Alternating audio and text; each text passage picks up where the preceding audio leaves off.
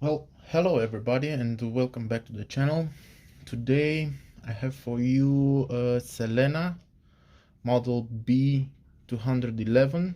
As you can see, it's very dirty, but nonetheless uh, we can clean it. This is how it looks on the inside. We can see the drum mechanism that moves in here. Let me move it slowly so you can see it. We have to clean those contacts. We have the main RF board, we have the FM tuner, and this is the output amplifier, the low frequency audio amplifier here. Let's go further. Okay, so this is the radio without the wooden cabinet. To take it apart further, we have this where the four original back screws for the back panel were. There are some metal shafts. We need to take them out. Let's try to pull this chassis apart.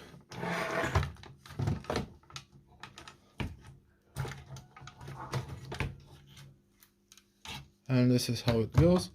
And what we are left with is the RF assembly board with the drum, the FM right in here. We have the tuning indicator and a dial lamp on this side. If we take it on the other way around, we have the tuning condenser here, another dial lamp, and the indicators for this. So we can now work. It's convenient because all the electrodes that need to be changed are in this area. So and there are a couple of them there, but nothing major. We can work on it just like it is now. We don't have to do anything more to this. And if we take a look of the main amplifier and power supply board. Okay, so now we can see both of the amplifiers a little bit better.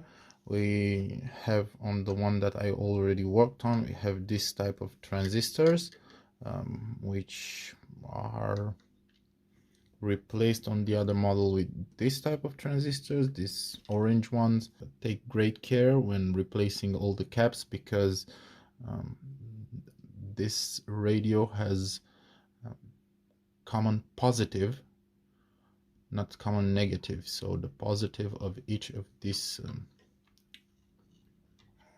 the positives for most of these electrolytic caps go to ground or chassis ground, not the other way around, not the negative side.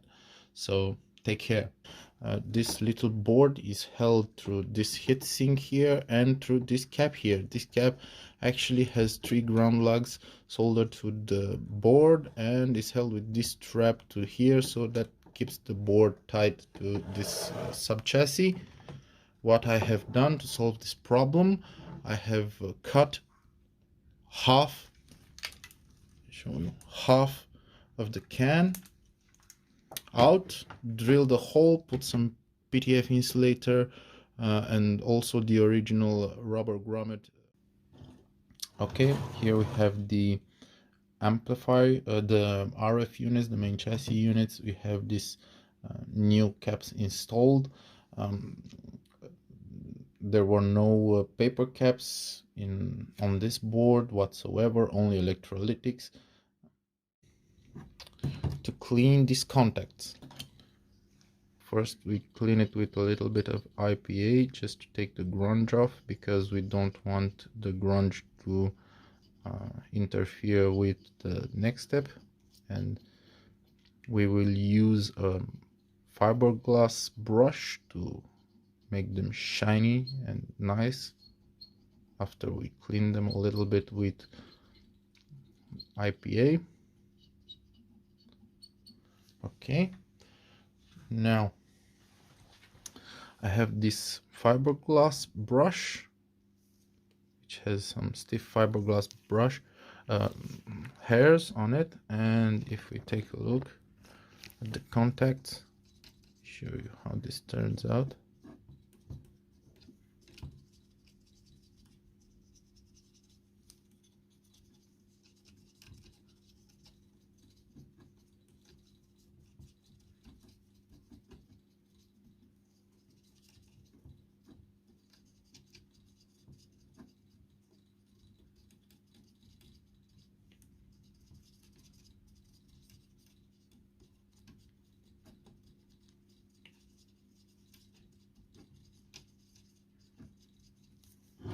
just go around and do this for all of these contacts, and after everything is done,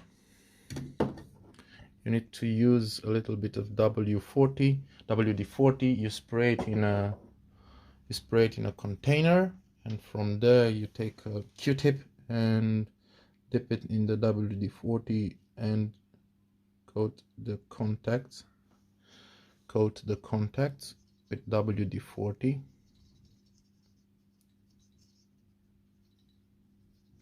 This will ensure that the protective coating in WD-40 will treat the surface of the contact, and it will make it last a lot longer. And this is how we do it. You can see there is some grunge left there from the fiberglass brush. You clean them with isopropanol alcohol first, because you don't want all that grunge in your brush. And that's it for the contacts on the boards. For the contacts on the stator, let's say this is the rotor and this is the stator. For the contacts on the stator, you have to undo this end screw here and this end screw here, and this thing will come right down, and you clean the contacts. I only use alcohol and WD-40 on the springy contacts. These are silver plated, non-springy metallic contacts, and these have to be brushed. So yeah, that's how we clean the contacts. And after, when you put everything back together, you have to be very careful to line, because this stator can slide a little bit left and right on the screw holes, and you have to be careful to line it pretty good.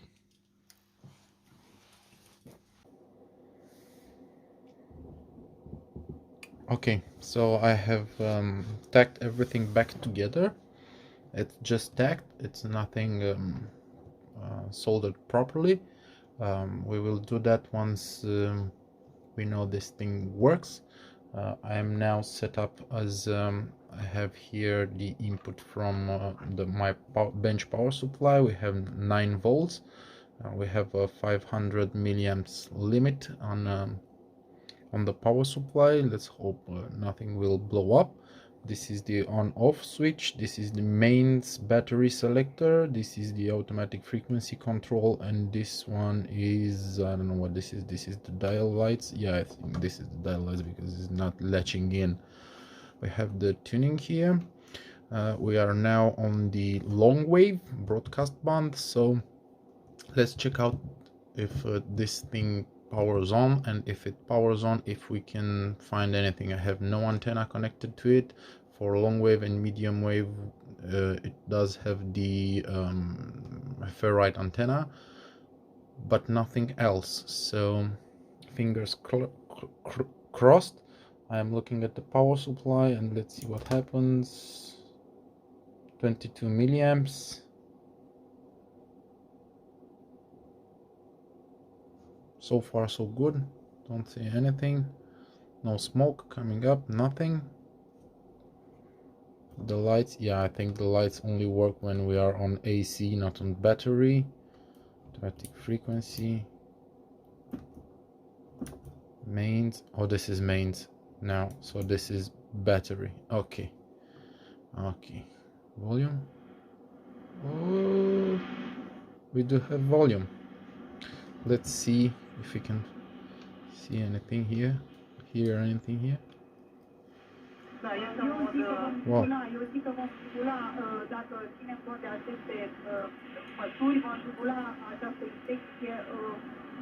Long wave. I don't think I've found any other radio that finds something on long wave, such a small radio. Here where I am.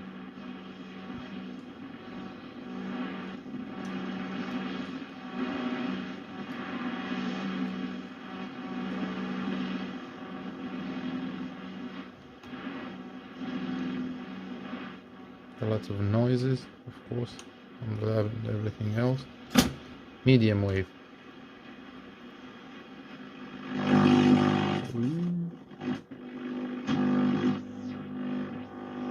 I don't know what that is.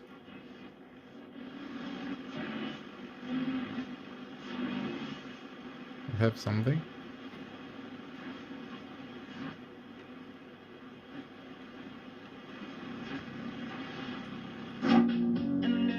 Wow, medium wave.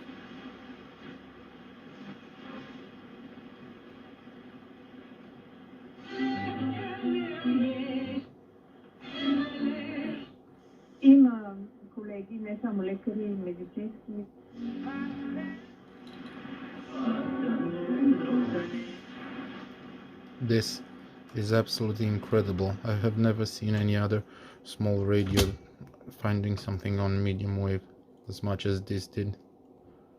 Let's see. Shortwave 5. Almost something, so this works. I'm not expecting much on shortwave without an antenna. At this time of day, it's midday.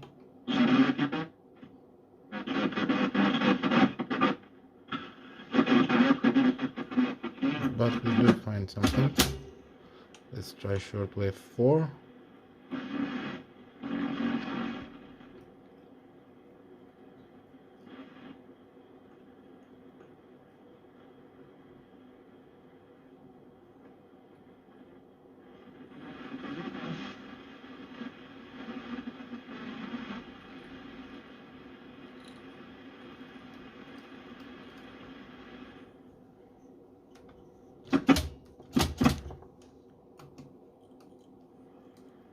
Shortwave 3.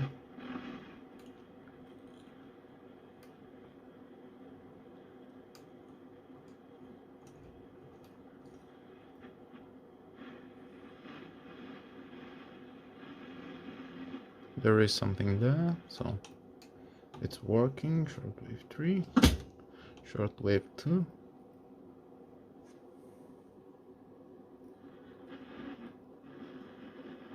There is something there.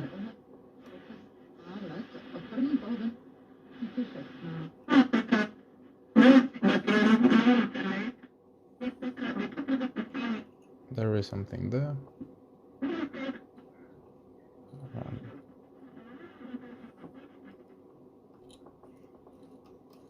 So lots of stations with no antenna. This is another reflection, ghosting.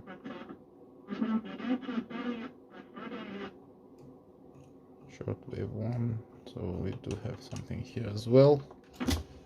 FM is on the old band. It's from, I don't know,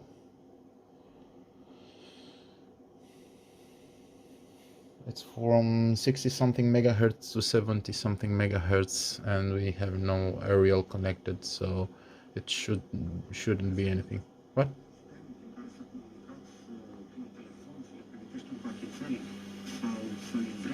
Now that's quite interesting.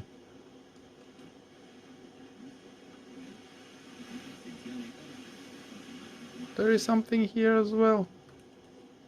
Amazing. So the FM works, but we are on the wrong side of the band. Now that we have completed exchanging the components and swapping them out, these are the components that we took out from the radio, only capacitors. Now for other capacitors, for example this one, we have this symbol here, B. It resembles a BM2 -2. That means it's a paper capacitor. And this one, it's a paper. This one I think is a paper and foil, and this one which says MBM, I think it's something like a paper in oil, and it's sealed. I don't know exactly, but they are all paper capacitors, and as you will see, they really have to go. So let's check some capacitor. Let's see the state of what they are. Let's see how they behave, how they are. So for example, let's test for ESR, this big cap. This boy is 1000, and it says it's 0.44 ESR with 1.5 1500 microfarads. So this seems to be okay. Let's compare it with something similar. This is 1025 volts, 1000 microfarad, similar in size, 0.12, 1000 microfarad. Now whenever you check the capacity the capacity in farads for any type of capacitor, if it's bigger, that means there is some leakage. Now we could test the leakage for this one, but it will take a long time because it's a big value, and my leakage capacitor only does it a certain way. Let's test this other one. It's 0.28. It's a 628 microfarad. This one seems a little bit better. Let's reference it with something that we've put in the radio, 470 volts microfarads at 16 volts. Now 0.22 with 516 microfarads. So we're okay. Now when it comes to this small things, let's see, this one is a 50 microfarad at 6.3 volts. Let's see, it's a 7.2 ohm ESR at 28 microfarad. So this guy, it's pretty bad. Okay, let's reference it if we have something here. Yeah, I think I have. Let's see if a 47 microfarad 35 volts cap that I've put in. So remember, we had 7.2 volts ohms and 28. This is how it should look like. So yeah, these electrolytic caps are pretty horrible. Let's see this one, 13 ohms at 6 microfarad. I don't even bother checking the value on it because 13 ohms is way too much. It needs replacement. This is more than 40 ohms, 18 microfarads, and it's a 20 microfarad. So yeah, this one is bad also. You can see they start to leak some fluid out of them, and that's the electrolyte, and that's why they go bad. Okay, this is another 100 open circuit. Did I clip it? Yeah, that's it. 3.4 ohms at 100 microfarads. It's still very big for the ESR. Let's see, 26 ohms.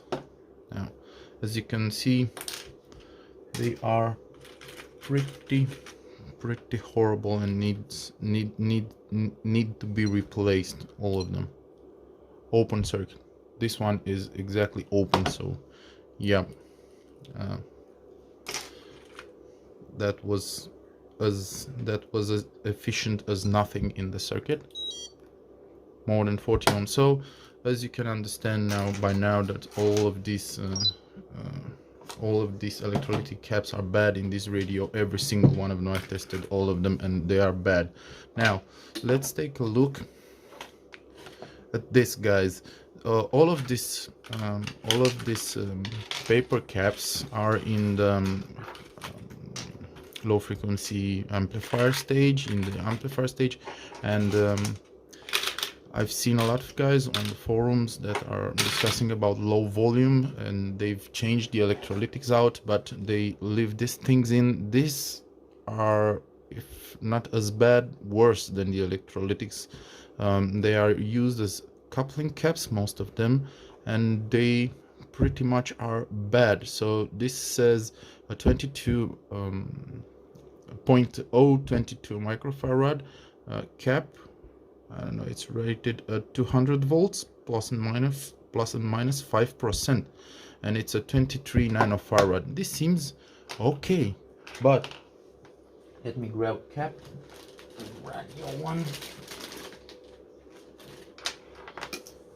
This is a 0.022 cap. It's a 630 volts, so you can see it's comparable in size, but it has 630 volts rated. So this one says 22%, 22 nanofarad, so it's much more precise. And if we check for leakage in these caps, I didn't check the electrolytics, but trust me, they are not even charging. So yeah, we are checking it at 24 volts. As you can see, it goes, let me do that one more time, in the polypropylene position. Okay, so when we go, it goes up, it stays a little bit there, and it comes down. Yeah, and it goes to green. And when we switch it to forecast position, it stays green, no change. And when we go to one way, I will show you. So that's what we are looking for. Where is my 22? This one is. So you've seen how fast that goes down. Let's see how this one behaves in a polypropylene position. Go to the test position, and it should come down. It's not coming down. If you go to the electrolytic one and then switch back to polypropylene, it's fully charged, and then it discharges because it's a resistor by now. It's not a cap anymore. So this one is toast. It's bad, pretty bad. 0.1. Let's see this one. This one is the only one that's different in there. They are only in the amplifier stage. So this is a 0.1. So we go to electrolytic, then we go to polypropylene position, and it goes back up. So this one is leaky as well. It should behave just like this one, not coming up whatsoever in the poly position. And if it does that, then it's excessively leaking. And if we have this in a coupling stage, that means bad things. Low volume. Some of them maybe even open. I don't know. If we go to poly, every single one of them go up again in the polypropylene position, which shouldn't have happened. This one is a 0.015. I don't know. Yeah, 0.022 again. I don't know. One of these guys was open and excessive leakage. So yeah. So as you can see, all of these caps are bad. We need to make sure we are on FM, tuned to somewhere where there is nothing. That's pretty easy. Find a spot where there is nothing on the radio. I am on minimum volume right now. Does not matter for the first alignment. We are making the alignment using the 9-volt supply, just because it's more stable, and I really stress this to use some 9 volts. You can use batteries. I'm using my power supply, and we will make some power supply adjustments. So we want to take the positive side of our meter and attach it to the chassis, because that's how this germanium set works. And we want to look at collector of the T6 transistor. And by the way, there are many different versions of the same radio with different power supplies, different changes in different locations. So I don't know exactly if this is gonna be universal, but yeah, we can do it. So we are looking at T6. We need to get the collector, which should be this one, and we are at 4.4. Now, in order to adjust this, what we do is we take this pot here, and you can see if we move it, and we aim for exactly 4.4. It's pretty easy to do this adjustment. It's not that complicated. So yeah, we are somewhere around here. It's best if you leave the set to warm up a little bit before you do the adjustments, but nonetheless, that's how this is done. We need to go to T T3, and we need to T3. Get a better schematic. We need to go to T3 and get 0.75 volts on the emitter somewhere. So let me see if I can find this guy. 73. I don't know which one is the 7 volts. Let me see. Yeah. So the idea is that for T3, the case is connected to the same point as the emitter, so we can do our adjustment using probing the case of the transistor. So let's go on the case of the transistor. You can see we have 732 volts thereabouts. This is going down, this is going up, so we need roughly 7.5 volts, 7.5 volts somewhere. Yep, so this is it. Okay, so what we want to do right now is set the voltage for the collector in the output stage.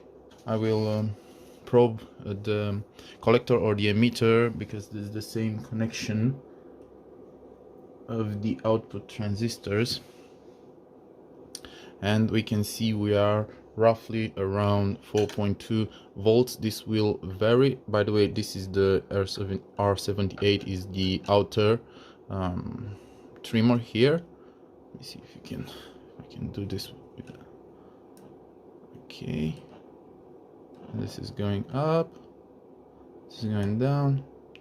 It's a bit touchy, so what you need to do is, oh, missed the point. Okay, so what you need to do is make the adjustment.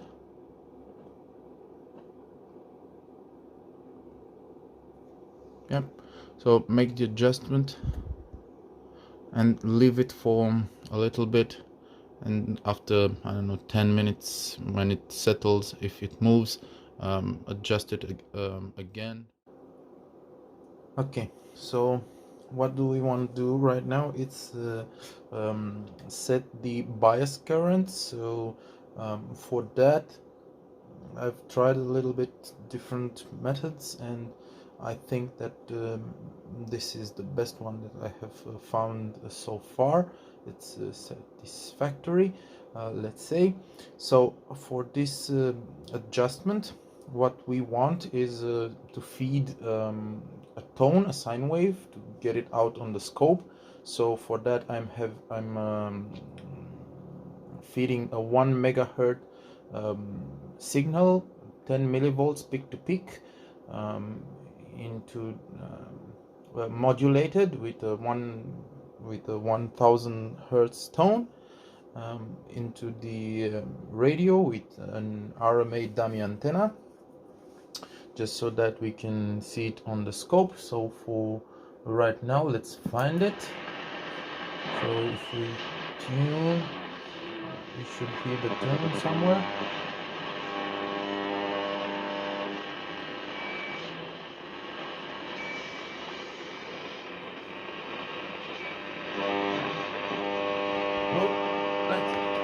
It helps if we turn on the generator.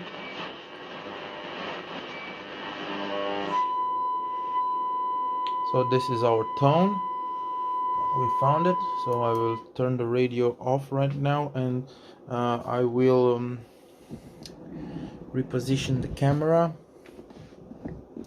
to see the adjustment that we are gonna do. So remember, this outside one is the is for the 4.2 volts adjustment, and the inner one is for the bias current on the transistors, on the output transistors. So I will switch from the speaker so that we don't hear the sound to our 8 ohm dummy load instead of the speaker with the scope connected. I have the scope set up for 50 millivolts. We want a relatively small signal. I'm directly using a straight coaxial cable with a 1x configured the channel, DC coupled, and of course 20 megahertz bandwidth limited, because we are trying to look at the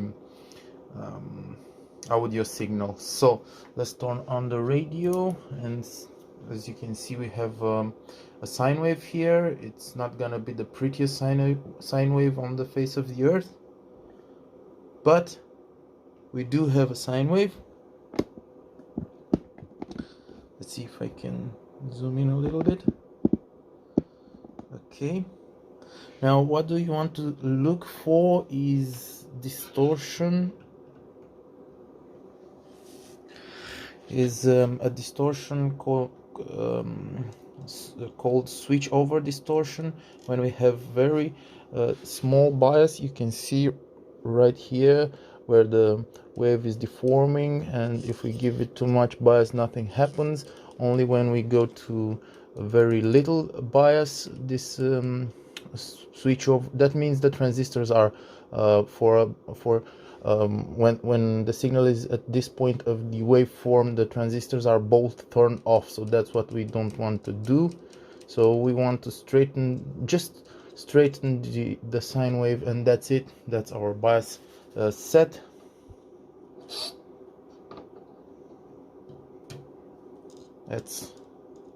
We want as little as possible, but to have this sine wave straight. So that's how I figured to do the alignment for the bias current. Yeah. Okay. So that's it.